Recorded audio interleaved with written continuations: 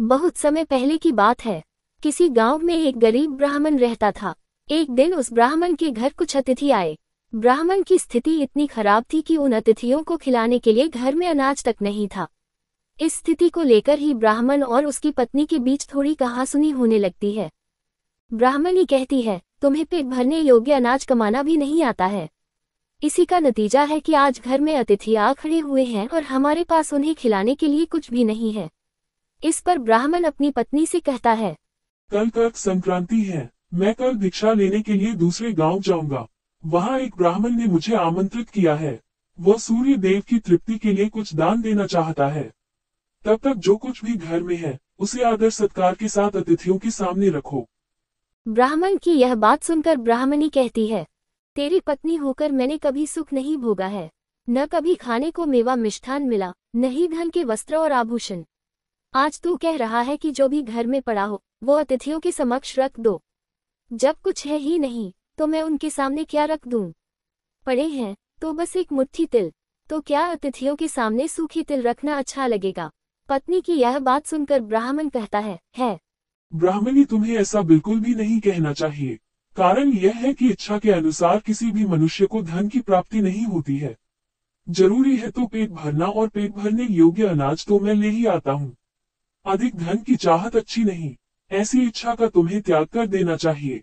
अधिक धन की इच्छा के चक्कर में मनुष्य के माथे पर शिखा बन जाती है।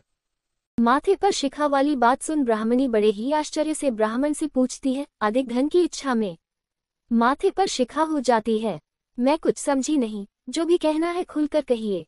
ब्राह्मणी के इस सवाल का जवाब देने के लिए ब्राह्मण अपनी पत्नी को शिकारी और गीदड़ की एक कहानी सुनाता है। ब्राह्मण कथा की शुरुआत करता है। एक दिन एक शिकारी जंगल में शिकार की खोज कर रहा था। जंगल में कुछ दूर आगे बढ़ने के बाद शिकारी को एक काले रंग का पहाड़ जैसा विशाल सूअर दिखाई देता है। सूअर को देखते ही शिकारी अपना धनुष उठाता है और कमान खींचते हुए सूअर पर निशाना लगा देता है। कमान से निकला हुआ तीर तीव्र गति से सूअर को घायल कर देता है, और घायल होने पर सूअर चिंघाड़ता हुआ शिकारी पर पलटवार करता है। सूअर के तीखे दांतों से शिकारी का पेट फट जाता है। इस तरह शिकार और शिकारी दोनों का ही अंत होता है। इसी बीच खाने की तलाश में भागता हुआ एक भूखा गीदड़ वहां से होकर गुजरता है, जहां शिकारी और सूअर का शव पड़ा हुआ था। बिना मेहनत इतना सारा भोजन देख गीदड़ मन ही मन बहुत खुश होता है और मन ही मन सोचता है कि आज तो ईश्वर की बड़ी कृपा हुआ, जो इतना अच्छा और अधिक भोजन एक साथ मुझे मिला है। मैं इसे धीरे धीरे और आराम से खाऊंगा, ताकि लंबे समय तक मैं इसे उपयोग में लाऊंगा। इस तरह मैं इस भोजन के साथ लंबे समय तक अपनी भूख को शांत रख पाऊंगा।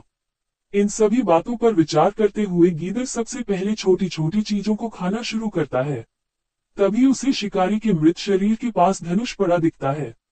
गीदड़ के मन में पहले उसे ही खाने का विचार आता है और वह धनुष पर चढ़ी डोर को चबाने लगता है।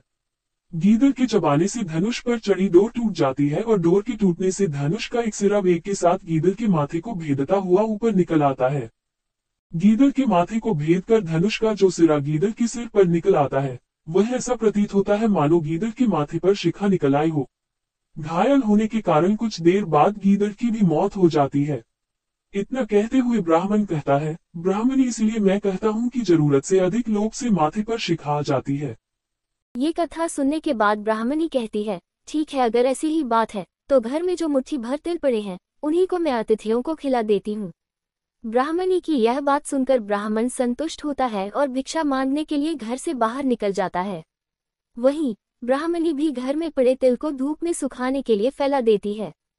तभी कहीं से एक कुत्ता आ जाता है और उन साफ तिलों पर पेशाब कर देता है, जिससे सभी तिल खराब हो जाते हैं। तिल के खराब हो जाने पर ब्राह्मणी काफी परेशान हो जाती है और सोचती है, यही तो तिल थे जिन्हें पकाकर मैं अतिथियों को खिला सकती थी।